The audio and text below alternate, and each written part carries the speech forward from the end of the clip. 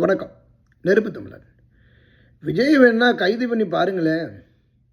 உண்மையிலேயே ஒரு ஆண்மையுள்ள அரசியல் திமுகவுக்கு இருந்துச்சுன்னா விஜயை கைது பண்ணி பாருங்களேன்.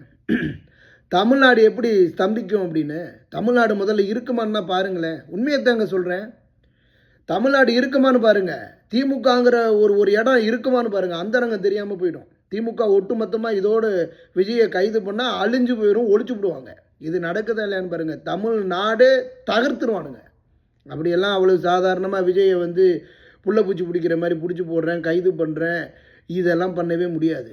பொட்டத்தனமாக ஒரு கூட்டத்துக்குள்ளே ஆட்களை விட்டு அவங்கள மிதித்து கழுத்தை நெரிச்சு குழியை தோண்டி அவங்கள தள்ளி இவ்வளோ பெரிய அயோக்கியத்தனத்தை பண்ணிவிட்டு பாட்டிலில் ஸ்டிக்கர் ஓட்டி 10 ரூபாய்க்கு இல்லை 20 ரூபாய்க்கு விற்று கோடி கோடியாக கொள்ளையடித்து வேலை வாங்கி தரேன்னு எல்லா அயோக்கியத்தனையும் பண்ணிவிட்டு அவரை அமைச்சராக வச்சுருந்து அவரை உயர்நீதிமன்றமே நீ வேணாம் அது இதுன்னு சொல்லி இவ்வளவு பிரச்சனைகள் நடந்ததுக்கப்புறமே இன்னமும் கூத்தடிச்சுக்கிட்டு இருக்கக்கூடிய திமுக இன்னமும் நான் ரவுடிச்சம் தான் பண்ணுவேன், எனக்கு 40 பேர் என்னங்க, 4000 பேர் என்ன, 1.5 லட்சம் பேரையும் நாங்கள் கொன்று குவித்த எங்களினுடைய அரசியல் இதுதான் அப்படின்னு காட்டிக்கிட்டு இருக்கக்கூடிய திமுகவை நான் எச்சரிக்கிறேன்.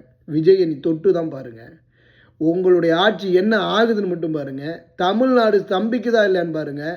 தமிழ்நாடு தரமட்டமாக ஆகுதா இல்லைன்னு மட்டும் பாருங்கள். நீ விஜயை தொட்டு தான் பாரு. நான் சொல்கிறேன், இன்றைக்கி சொன்னேன், அமெரிக்காவிலேருந்து சொல்கிறேன், நீ விஜயை தொட்டு மட்டும் பாரு, என்ன நடக்குதுன்னு மட்டும் பாருங்கள்.